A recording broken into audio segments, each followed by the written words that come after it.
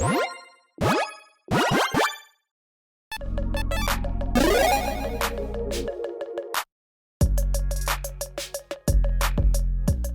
everyone, Mitch coming in for the Commander Scores Studio. Welcome to the show. So in today's episode, I've got another episode of Crushing Quarters for you, where I take you through cards that are somehow either a quarter, 2 quarters, 3 quarters, or 4 quarters, and they are fantastic budget buys to pick up right now. So if you are interested in any of these cards, make sure you check out that card list link in the description below.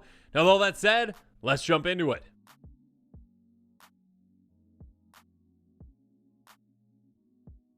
So let's start things off with 1 quarter with Dire Fleet Ravager. That's right, just 25 cents for this gem. A 4/4 Orc Pirate Wizard, which is a thing, of course, that has Medicine, Death Touch, causing 3 black.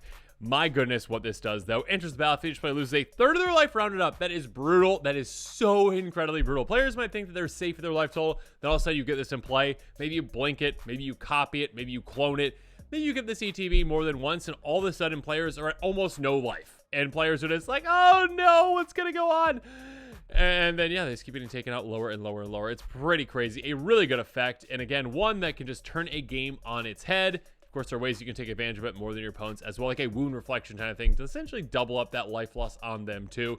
A crazy good card for the right deck out there. Next up, Emrakul's Evangel. Oh my goodness, 3/2 human, tap, sacrifice it and any number of non-Eldrazi's. You get a 3/2 Eldrazi for each one you sacrifice. So essentially a mass sacrifice effect, which again, just on its own is incredible because, hey, there's plenty of decks out there like aristocrat style decks. They're like, yeah, I just want to sacrifice my creatures. And you can use this just as a giant sacrifice one-off effect that also replaces those creatures as well. Again, you sacrifice those creatures, now you just got a bunch of fodder as well, making basically 3/2s. And yeah, that can actually be bigger than the creatures that you are sacrificing. Again, you sacrifice anything but Eldrazi, okay? And you sacrifice a bunch of maybe 1/1s, all of a sudden another 3/2s. Again, you can do this at instant speed. You can do this as a board wipe, kind of, essentially just on your own board to just get all that value, and also to replace them with maybe potentially bigger creatures. Moving on, Crashing Drawbridge. This one just a very good utility card for a lot of decks out there. If you got a creature-based strategy, if you got maybe a go-wide token strategy, hey, give your creatures haste. Even if you aren't in a color that gives haste, like, if you're not in basically red. If you're in red, you've got plenty of ways to grant haste to your entire team. That being said, if you're in any other color, there basically aren't any ways, really. There's not many ways at all. 0/4 Defender, wall that costs 2, tap, creature control, gain haste on turn. So again, basically a way to say, hey, you know what? Any of my armies can be, secure and being able to attack right away to be very, very aggressive. I guess Concordant Crossroads just came to my head, but that's a pretty expensive green card as well for haste. So this one, again, just gives your creatures haste. You can do so for any deck. A great addition to many decks out there.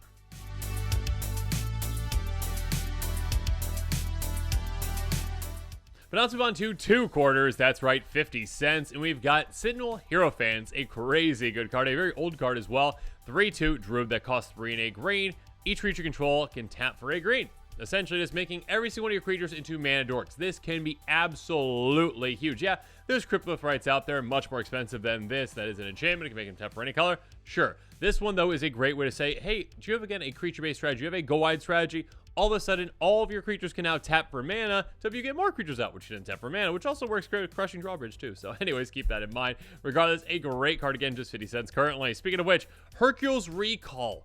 50 cents for this budget bomb. My goodness. Instant for 2 mana. All artifacts are going to be bounced back to the other's hand. I mean, choose one player, I guess, essentially.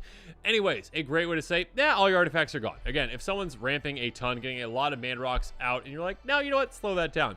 Also, again, if you've got a deck that actually is artifact-based and uses a lot of artifacts that have ETBs, take advantage of those, or something like this can be absolutely incredible for those kinds of decks. So yeah, I'd say more specifically for artifact-based strategies that want to take advantage of that. But again, yeah, there are those scenarios where, hey, you're playing against your opponent's Brea deck, and all of a sudden you just bounce their entire board, and they're just set back to the Stone Age. Next up, Corpse Knight. Only 38 cents currently, so well underneath that 2-quarter mark. 2/3 Zombie Knight for 2 mana. White and a black. Whenever the creature is battlefield control, each opponent loses 1 life. A great way to drain your opponents very, very quickly with this. Get more and more creatures into play. Drain your opponents in no time at all. So yeah, a lot of decks out there like this kind of a card. I mean, ones that are aristocrat based already in those colors typically have creatures leaving, coming back into play. And then also like a token strategy as well could really utilize something like this as well to drain your opponents out in absolutely no time.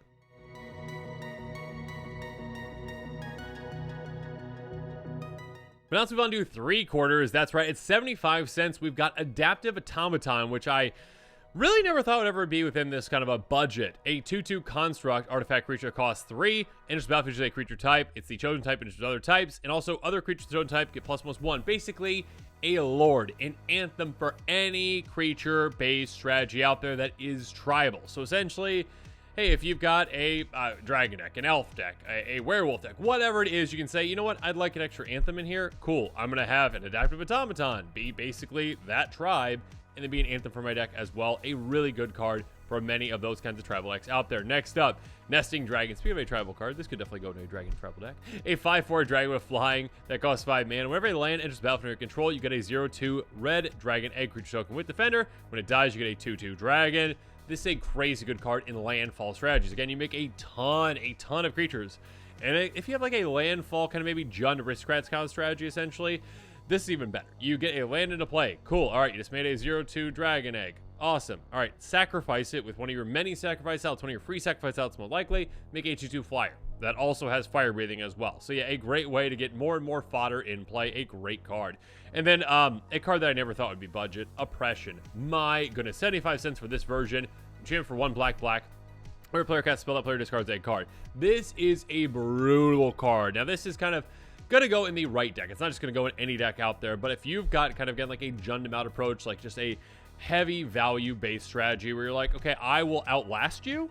This is a crazy good card because it's like, oh hey, yeah, you've got that Spellslinger approach over there. Great, gonna work really well for you having to discard a ton of cards every single time you cast a card. You're basically having your opponent's resources, and again, maybe you've got ways to take advantage of this. Maybe you've got ways to get those things back out of your grid. Maybe you've got like a reanimator strategy. You're like, okay, I'll cast something. All right, I'll discard this giant creature, which I'll reanimate with something else.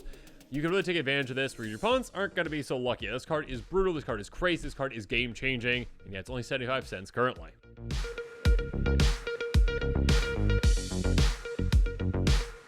But now, finally, let's move on to 4 quarters. That's right, for $1, well, I guess 99 cents, we've got Reshape, a source for X blue. Basically, sacrifice an artifact, search the life for an artifact card, convert mana cost X less upon the battlefield, then shuffle. This is a crazy good card in an artifact-based strategy, or one that maybe revolves around a combo around an artifact, like maybe Icecrown Scepter, those kind of things. Being able to tutor out an artifact with this just directly into play is crazy good. Yeah, you have to sacrifice one artifact, but sure. Sacrifice a treasure token, or sacrifice, you know, one of your mana rocks. Go get that key piece that you need to win. Speaking of a key piece, Gravitational Shift. If you've got a flyer-based strategy, if you've got a flyer deck, yeah, this is a shoe-in.